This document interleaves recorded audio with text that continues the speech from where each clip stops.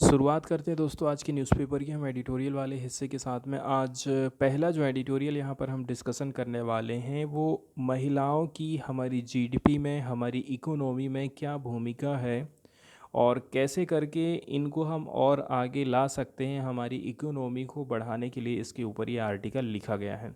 कौन कौन से प्रयास हम कर सकते हैं, महिलाओं को कौन कौन से मौका हमको देना चाहिए, इसके बारे में ये आर्टिकल लिखा गया है। तो यहाँ पर बताया जाता है कि यदि हम महिलाओं को अवसर देंगे तो महिलाएं भी आज के समय में ऐसा है जो कि दुनिया को बेहतर चीज़ें प्रोवाइड कर सकती हैं। लेकिन आज का समय ऐसा है, ग्लोबली देखा जाए मेल डोमिनेटेड है। आज भी हर जगह में देखा जाए पुरुषों का वर्चस्व रहा है। पार्टिकुलरली यदि हम किसी कंपनी की भी बात कर लें तो कंपनी भी एक अलग एंगल से देखती है। कंपनी का ये मानना है कि मैं 8 घंटे की जगह किसी से 12 घंटे काम ले लेता हूँ, मैं 10 वर्कर की जगह 4 वर्कर से ही काम चलाऊँ। अब ये सारी चीज़ों के हिसाब से यदि वो किसी महिला वर्कर को देखेगा तो वो पहले से ही समझ जाता है कि जो महिला वर्कर है वो कंटिन्यू काम नहीं कर पाएगी, ये काम पुरुष ही कर पाएंगे। एक रीज़न ये भी रहता है जिसके चलते चलते जो महिलाओं का पार्टिसिपेशन है किसी कंपनी में, वर्कफोर्स में, वो काफ़ी कम हो जाता है। फिर दूसरे नंबर की बात सेफ्टी को लेकर के या फिर प्रेगनेंसी के टाइम में बच्चों की केयर को लेकर के उस प्रकार की व्यवस्थाएं कंपनी उनको दे रही है कि नहीं दे रही है, ये सारी चीज़ें यहाँ पर डिपेंड करती हैं।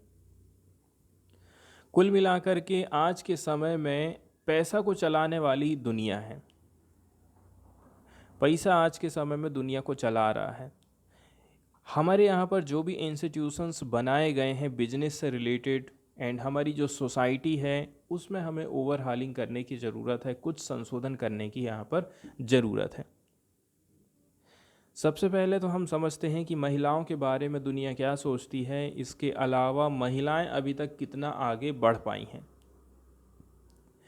इकोनॉमिक हिस्ट्री की बात कर लें तो ज़्यादातर आपको मेल डोमिनेटेड लेंस से ही दिखाई देती है कि यहाँ पर पुरुषों का ही ज़्यादा योगदान रहा है। आज के समय में जीडीपी इतना बढ़ पाई है तो रीज़न यही बताया जा रहा है कि इसमें पुरुषों का योगदान है। महिलाओं को केवल सीमित कर दिया जाता है घर के कामकाजों तक, लेकिन घर के जो कामकाज महिला करती है, फ्री में बच्चों की देखभाल है, बूढ़े लोगों की देखभाल है, इसको बिल्कुल भी कैलकुलेट नहीं किया जाता है, उसको फ्री का ही काम समझा जाता है। अब हम बात करते हैं कि इकोनॉमिक साइंस में अभी तक महिलाएं क्या कोई पुरस्कार प्राप्त कर पाई हैं कि नहीं कर पाई हैं। यदि हम नोबल मेमोरियल प्राइज़ की बात करें इकोनॉमिक साइंस वाले मामले में तो अभी तक 90 पुरुष इसको प्राप्त कर चुके हैं 1969 से यदि हम कैलकुलेट करें, और मात्र 3 महिलाओं को ये पुरस्कार मिला है। कुल मिलाकर के इकोनॉमिक साइंस में महिलाओं की या तो कोई भागीदारी नहीं है या फिर वो बहुत कम दिलचस्पी ले पा रही हैं या फिर हम उनको मौके नहीं दे पा रहे हैं, ऐसा भी हो सकता है। पहले नंबर का जो अवार्ड मिला था वो था एलिनोर ओस्ट्रम। इन्होंने 2009 में ये प्राइज़ जीता था। इन्होंने बताया था कि कैसे करके लोकल कम्युनिटीज़, जो लोकल समुदाय हैं, लोकल लोग हैं, ज़्यादातर इनमें से हम बात कर रहे हैं डेवलपिंग कंट्रीज़ से, अपने आप में वो खुद को कैसे करके गवर्न करते हैं, अपना प्रशासन खुद चला पाते हैं। और नॉर्मली ये सारी चीज़ें आज के समय में आपको गांव देहात वाले एरिया में मिल जाएंगी। सेकेंड नंबर का जो प्राइज़ मिला था एस्थर डफलो को, 2019 में ये पुरस्कार उनको दिया गया था। इन्होंने एक्सपेरिमेंट किया था कैसे करके ग्लोबल पॉवर्टी को हम कम कर सकते हैं। फिर 2023 की बात करें, क्लॉडिया गोल्डन, ये तीसरे नंबर की वुमेन मानी जाती हैं जिनको नोबल पुरस्कार दिया गया था इकोनॉमिक्स के सेक्टर में 2023 में। इन्होंने एक्सप्लेन किया था कि आखिर महिलाएं क्यों पुरुषों की तुलना में कम कमा रही हैं जबकि वो सेम टू सेम काम कर रही हैं। इकोनॉमिक साइंस की यदि हम बात करें तो इकोनॉमिक साइंस जो होती है वो कोई भी चीज़ क्या है, इकोनॉमिक में कुछ भी चीज़ हो रहा है, इकोनॉमिक घटनाएं घटित हो रही हैं, आर्थिक क्रियाएं हो रही हैं, पैसों का लेन देन हो रहा है, तो इकोनॉमिक आर्थिक जो एक्टिविटी हो रही है, सबसे पहले तो किसी भी घटना के बारे में क्वेश्चन उठता है कि वो आखिर है क्या।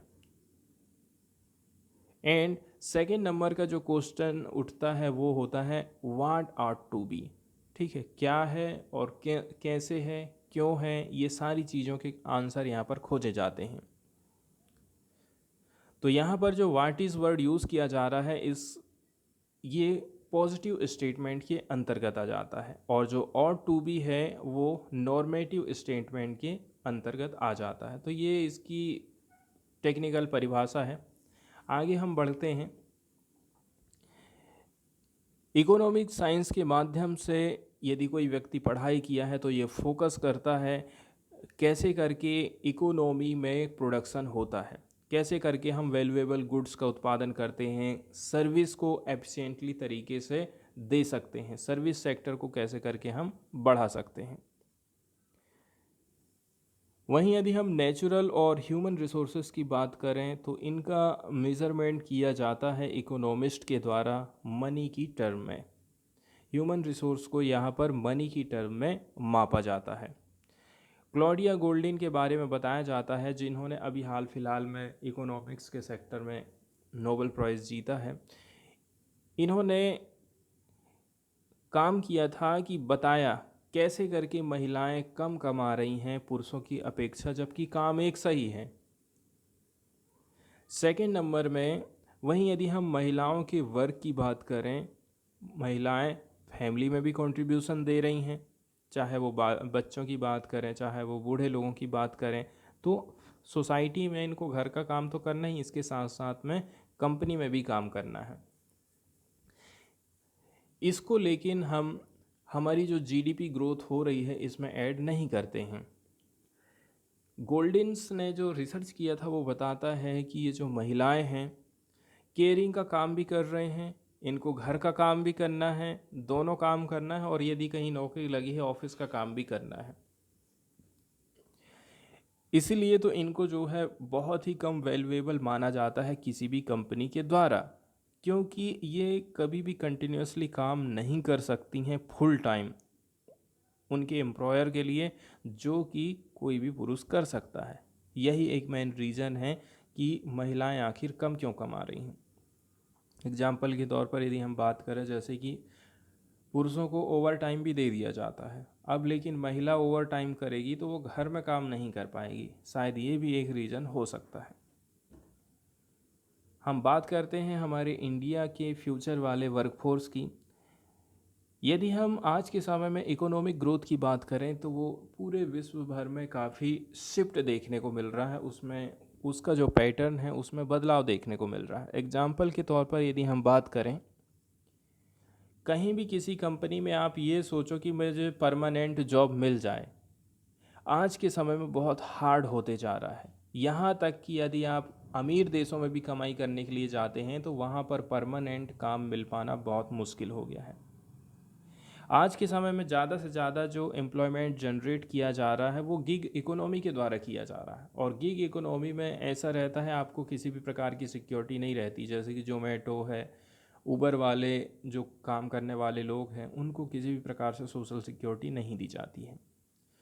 एम्प्लॉयर का काम वहाँ पर ऐसा है कि इनसे काम लेना है और इनको भूल जाओ, जबकि वहीं यदि वो व्यक्ति किसी कंपनी में काम करता तो मेडिकल की सुविधा रहती, उसको छुट्टी की सुविधा रहती, पेंशन की सुविधा, पीएफ की सुविधा, ये सारी सुविधाएं उसको मिलती। आज के समय में एम्प्लॉयमेंट इसी प्रकार से, रोज़गार इसी प्रकार से शिफ्ट होते जा रहा है। कुल मिलाकर के गिग इकोनॉमी ज़्यादा रोज़गार आज के समय में पैदा कर रही है, या फिर ज़्यादा लोग उससे जुड़े हुए हैं। यहाँ तक कि बड़ी बड़ी जो इंडस्ट्री इस्टेब्लिशमेंट आज के समय में हो रही हैं वो भी शॉर्ट टर्म कॉन्ट्रैक्ट बेस पर ही जॉब लगाती हैं। यदि हम भारत की बात कर लें तो ये वाला जो ट्रेंड आज के समय में हम देख रहे हैं वो आने वाले काम का फ्यूचर हो सकता है, और यही स्पेशल चैलेंज रहने वाला है इंडिया के लिए, क्योंकि इंडिया के पास में विश्व में सबसे ज़्यादा युवा लोग हैं, और युवाओं को यदि वो उनकी परमानेंट काम की डिमांड है तो उसको पूरा करना काफ़ी कठिन काम हो जाएगा। हमारे देश के जो युवा लोग हैं उनके पास में बहुत कम अपॉर्चुनिटी आज के समय में मिल पा रही है किसी भी अच्छे खासे काम की यदि वो तलाश करते हैं। इसके बाद उनको पर्याप्त इनकम चाहिए, सोशल सिक्योरिटी चाहिए। हालांकि इंडियन जो इकोनॉमी है वो दुनिया में काफ़ी तेज़ी से बढ़ने वाली इकोनॉमी है। वहीं यदि हम इंडिया की बात कर लें, जिसको 191 कंट्री में से 132वें नंबर की रैंकिंग मिली है ह्यूमन डेवलपमेंट इंडेक्स में। इसका मतलब ये है आज के समय में इंडिया को केयर गिविंग सर्विस में और भी ज़्यादा पैसा खर्चा करने की ज़रूरत है। यदि ये सारी चीज़ें हम कर पाए होते तो इंडेक्स में हमारी रैंकिंग अच्छी खासी होती।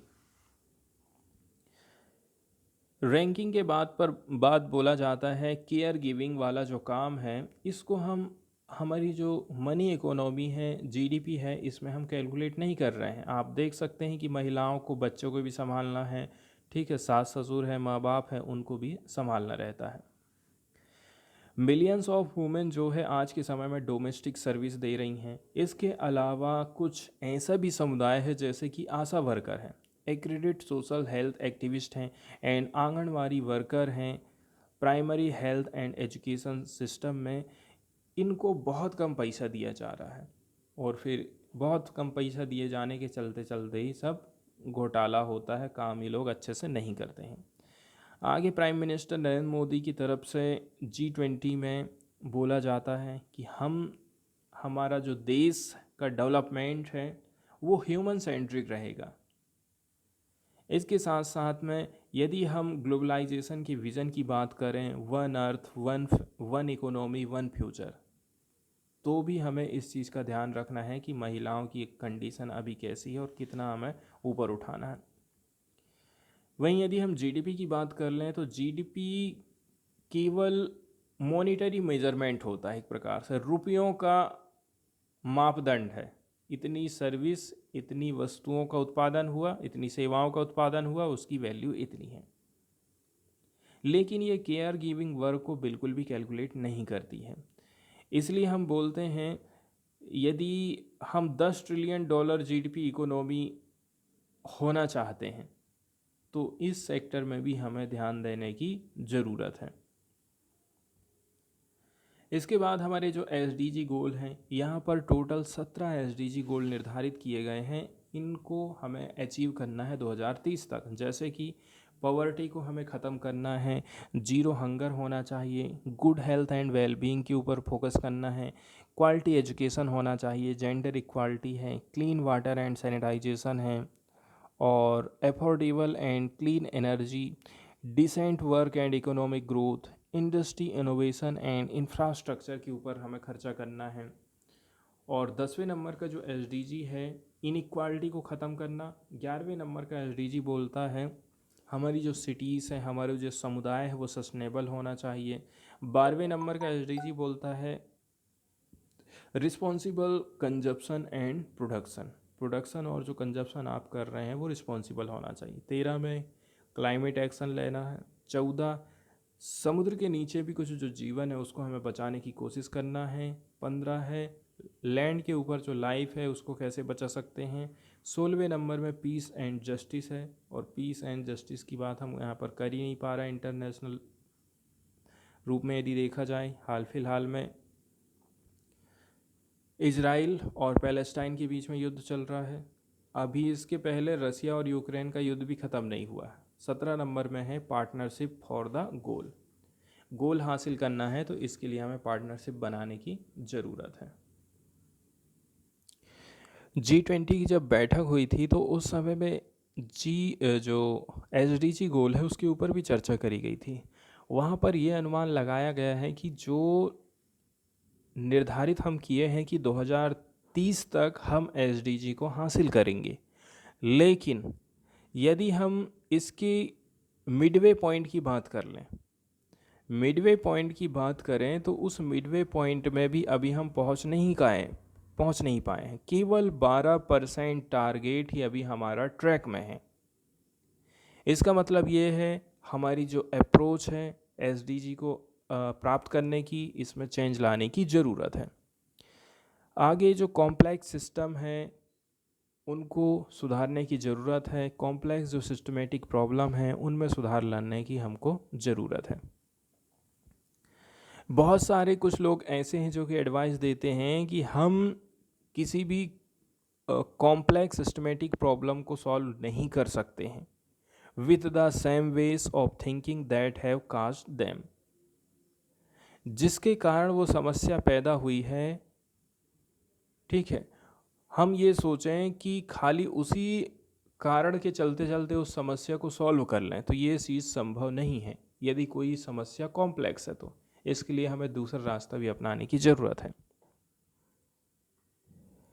एग्जाम्पल के तौर पर यहाँ पर बताया जा रहा है कि देखिए, एजुकेशनल सॉल्यूशन जो केरला में काम कर रहा है वो बिहार में नहीं काम करेगा। वाटर मैनेजमेंट सिस्टम जो कि राजस्थान के लिए ठीक है वो उत्तराखंड के लिए फिट नहीं बैठ सकता है। इससे भी ज़्यादा environment, livelihood, health, infrastructure solution की बात करें, ठीक है, ये लोकल कॉन्टेक्स्ट के हिसाब से भी आप में थोड़ा बहुत फेरबदल करने की ज़रूरत है। ये इनको लोकल कॉन्टेक्स्ट के हिसाब से मेल खाने की ज़रूरत है।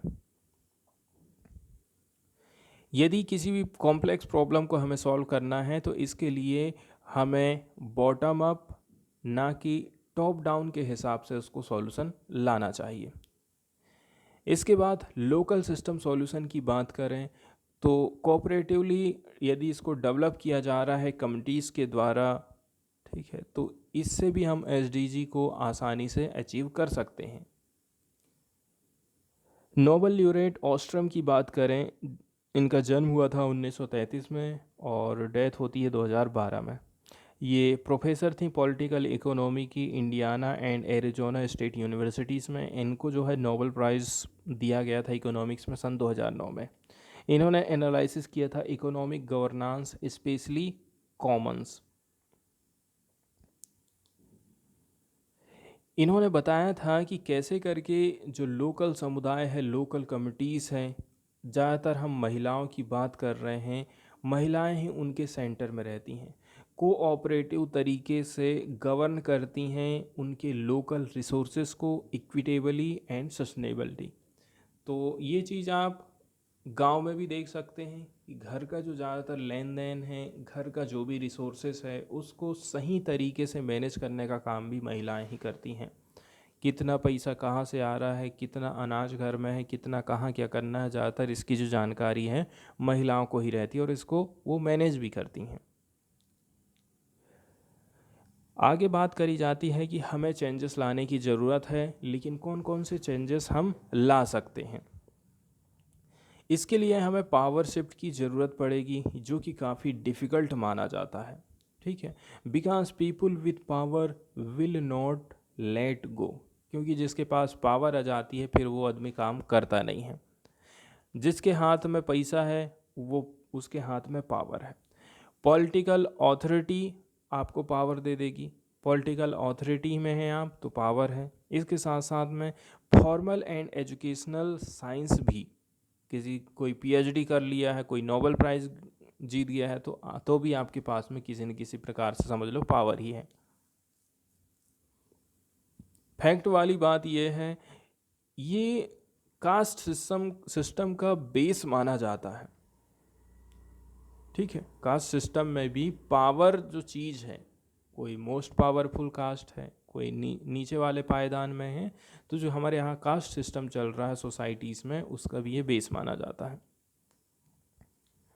जिसके पास में मनी की पावर है, अथॉरिटी है, फॉर्मल हायर एजुकेशन है, ये सारी चीज़ें कहाँ पर आपको देखने को मिलेगा? अपर कास्ट में ही देखने को मिलता है। हायरार्की सिस्टम की यदि हम बात करें, हायरार्की मतलब पदानुक्रम में देखें तो। इसके बाद ये लोग अपना एक कोएलिशन बनाए हैं अपने आप में, ठीक है, कि हम अपने कॉमन पीपल के बीच में कॉमन तरीके से रहेंगे। दे से can not govern themselves and must be developed.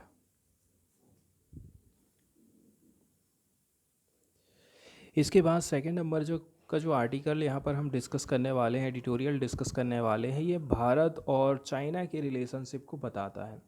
इसमें फोकस किया जाता है कि चीन और भारत को थोड़ा सा अपना इतिहास देखने की ज़रूरत है।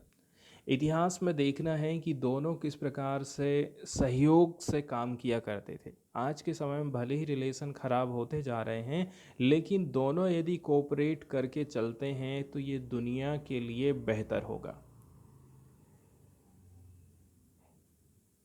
दो जो कंट्रीज़ हैं, ठीक है, दोनों देशों के पास में प्राच्य ज्ञान है। प्राच्य मतलब प्राचीन ज्ञान है, और इनके पास में ये पावर है कि वो दुनिया को रास्ता दिखा सकते हैं। इनके पास में जिम्मेदारी भी है, क्षमता भी है और मौका भी है। इसलिए अपनी ये जो शत्रुता चली आ रही है, चाइना को भी ध्यान देना चाहिए कि सीमा में जो विवाद चला आ रहा है उसको शांतिपूर्वक निपटा लो और अपने अपने काम में लगे रहो। आप भी प्रोग्रेस करें, इंडिया भी प्रोग्रेस करें।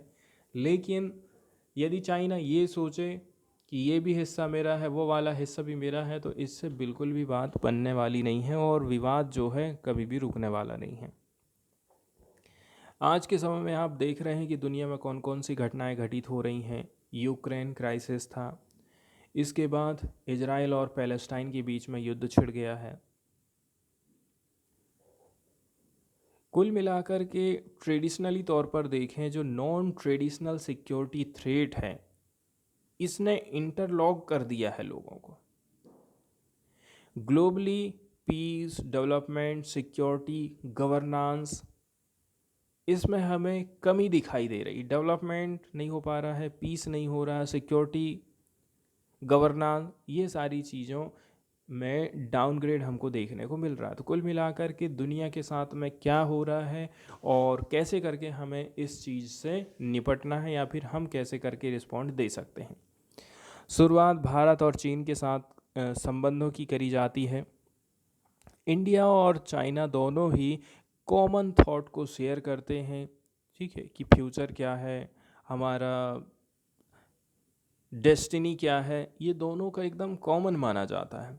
इसके अलावा चाइनीज़ पीपल सोचते हैं, ठीक है, कि दुनिया जो है फेयरनेस वाली होना चाहिए एंड कॉमन गुड के लिए सब लोग जस्टिस चाहते हैं। और इंडिया कहता है वसुधैव कुटुंबकम, पूरा दुनिया एक परिवार के जैसे है, इंडिया ऐसा कहता है। 1950 के दशक में हम देखते हैं इंडिया और चाइना ने जॉइंट तरीके से इनिशिएट किया था 5 प्रिंसिपल, जो कि 5 प्रिंसिपल ऑफ पीसफुल कोएग्जिस्टेंस। बाद में यही बेसिक नॉर्म बन जाते हैं इंटरनेशनल रिलेशन को कैसे करके हम चलाएंगे। 5 जो प्रिंसिपल लाए थे इंडिया और चाइना मिलकर के 1950 के दशक में, उसी से फिर इंटरनेशनल दोनों की रिलेशनशिप यहाँ से स्थापित हुई है। लेकिन अभी देखा जाए दोनों ही जो है crucial stage of development and revitalisation वाली प्रोसेस से होकर के गुजर रहे हैं। वहीं यदि हम चीन की मंशा की बात करें तो ज़्यादातर यहाँ पर जो चीज़ें बताई गई हैं चीन के प्रति, वो सब अच्छी अच्छी बातें ही बताई जाती हैं। जैसे कि चाइना के जो प्रेसिडेंट है जी जिनपिंग, इन्होंने बोला है ग्लोबल कमिटी को, पूरी दुनिया को, कि हमारा जो फ्यूचर है वो शेयर्ड रहेगा, कॉमन फ्यूचर की हम बात कर रहे हैं। एक वाइट पेपर हाल फिलहाल में रिसेंटली रिलीज़ किया गया था जिसका नाम था a global committee of shared future. China का क्या प्रपोजल है, चाइना के क्या क्या एक्शन है, इसके ऊपर भी हाल फिलहाल में एक रिपोर्ट लाई गई थी।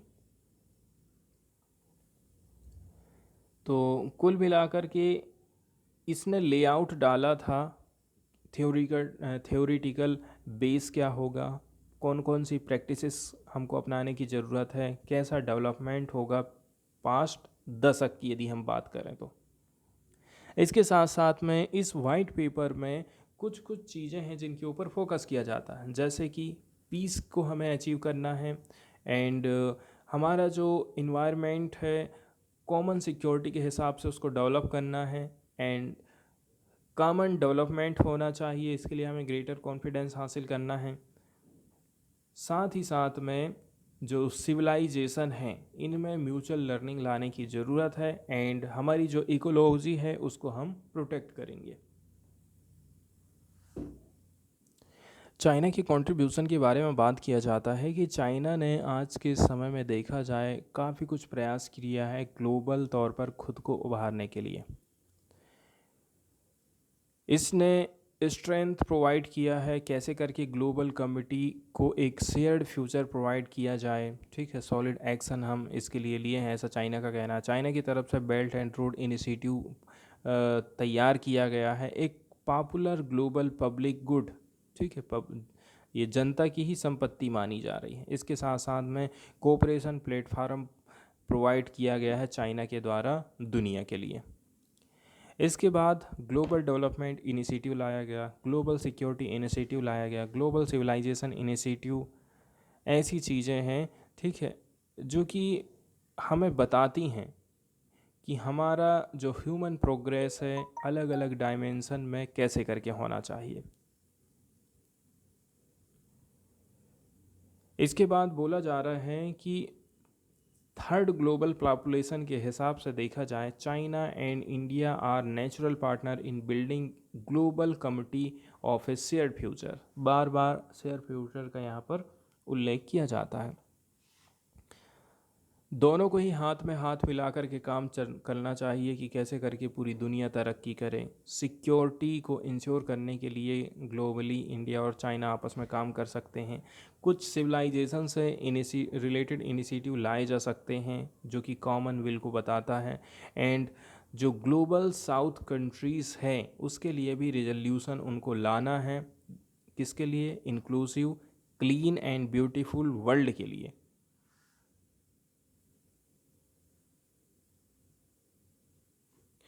इसके बाद सीधे न्यूज़ वाले हिस्से की तरफ में जाएं तो पार्टिकुलरली यहाँ पर क्राइम बिल से रिलेटेड एक न्यूज़ आई है जिसमें कुछ कुछ जो धाराएं हैं उनके ऊपर सरकार का क्या सोचना है, क्या कमेटी का सोचना है, यहाँ पर चीज़ें हमको पता चलती हैं। एग्जाम्पल के तौर पर यदि हम क्राइम एंड पनिशमेंट की बात कर लें तो कुछ कुछ रिकमेंडेशन स्टैंडिंग कमेटी की तरफ से दिए गए हैं, ड्राफ्ट रिपोर्ट जो सर्कुलेटेड किए गई है उस हिसाब से। अब जैसे कि सुप्रीम कोर्ट ने बोला था कि धारा 377 को ख़त्म कर दिए हैं, समलैंगिक जो संबंध बनाए जा रहे हैं अब वो अपराध की श्रेणी में नहीं आते हैं, लेकिन कमेटी का कहना है ऐसे संबंध अपराध भी हो सकते हैं। ठीक है, अपराध कैसे हो सकते हैं? हो सकता है किसी की इच्छा नहीं है, किसी के साथ में ज़बरदस्ती किया जा रहा है। पार्टिकुलरली यहाँ पर जो माइनर्स लोग रहते हैं, एडल्ट लोग रहते हैं, माइनर हैं, उनके साथ में कार्नल इंटरकोर्स किया जा रहा है तो ये एक अपराध की श्रेणी में आ जाएगा। कमेटी का कहना है कि 497 सेक्शन को जारी रखा जाएगा जो कि एडल्टरी से रिलेटेड है। एडल्टरी का कहना है ये एडल्ट्री को लेकर बोला जा रहा है कि ये जो है जेंडर न्यूट्रल है। इसके साथ साथ में रिकमेंडेशन दिया जाता है कि कोई इकोनॉमिक अफेंडर है तो उसको हथकड़ी लगाने की ज़रूरत नहीं है। इसके साथ साथ में अपोजिशन का एक कंटेंशन था, अपोजिशन की तरफ से डिमांड करी जा रही थी Hindi नोमेन culture of the bill, तो इसको रिजेक्ट कर दिया गया है। इसके बाद वाली जो न्यूज़ यहाँ पर हम डिस्कस करने वाले हैं ये पार्टिकुलरली इन्फोर्समेंट डायरेक्टोरेट से रिलेटेड है। डायरेक्टोरेट ऑफ इन्फोर्समेंट, शॉर्टकट में ईडी बोला जाता है। तो जहाँ कहीं भी पैसे की धांधली हो रही है, धोखाधड़ी हो रही है, वहाँ पर आप देखते हैं ईडी की छापामारी होती है। ये एक मल्टी डिसिप्लिनरी ऑर्गेनाइजेशन है जिसको मनी लॉन्ड्रिंग से रिलेटेड केस को सॉल्व करने का काम दिया गया है। कहीं पर कोई यदि फॉरेन एक्सचेंज लॉ का उल्लंघन करता है तो वो वाले केस भी यही सॉल्व करने का काम करता है। ये किसके अंडर में काम करती है? Department of revenue of ministry of finance. Ministry of finance के अंडर में ये काम करती है। तो वहीं यदि ये देखा जाए प्रीमियर फाइनेंशियल इन्वेस्टिगेशन एजेंसी है ईडी, तो कॉन्स्टिट्यूशंस एंड लॉ को इसको फॉलो करना बहुत ज़्यादा ज़रूरी हो जाता है। इसके बाद ईडी की हिस्ट्री की यदि हम बात करें तो डायरेक्टोरेट की जो हिस्ट्री रही है 1 मई 1956 की है। उस समय में हमने इन्फोर्समेंट यूनिट स्थापित करे थे। ये फॉर्मर इसका निर्माण किया गया था in the department of economics affair. तो डिपार्टमेंट ऑफ इकोनॉमिक अफेयर्स के एक डिपार्टमेंट के तौर पर हमने इन्फोर्समेंट यूनिट स्थापित करे थे ताकि हम एक्सचेंज कंट्रोल लॉ वॉयलेशन से निपट सकें। और ये वॉयलेशन होता था फेरा 1947। फेरा 1947 के कानून का कोई उल्लंघन कर रहा है फॉरेन एक्सचेंज रेगुलेशन एक्ट का, तो उससे रिलेटेड केस इसको दे दिए थे हमने। इसका हेडक्वार्टर उस समय में दिल्ली में बनाया गया था और इसका हेड रहता है लीगल सर्विस ऑफिसर। ये इसका हेड माना जाता है। इसके बाद इसकी दो ठो ब्रांच हमने खोले थे बम्बई और कलकत्ता में। फिर 1957 में इसकी यूनिट को हमने नाम चेंज कर दिया, इन्फोर्समेंट डायरेक्टोरेट रख दिया। और एक और ब्रांच खोली गई थी मद्रास, आज के समय में चेन्नई में। फिर 1960 में एडमिनिस्ट्रेटिव कंट्रोल की बात करें डायरेक्टोरेट का, इसको ट्रांसफ़र कर दिया गया from the department of economic affairs से डिपार्टमेंट ऑफ रेवेन्यू। इसके बाद फेरा एक्ट 1947 आया था एंड इसको हमने रिपील करके फेरा एक्ट 1973 लेकर के आए थे।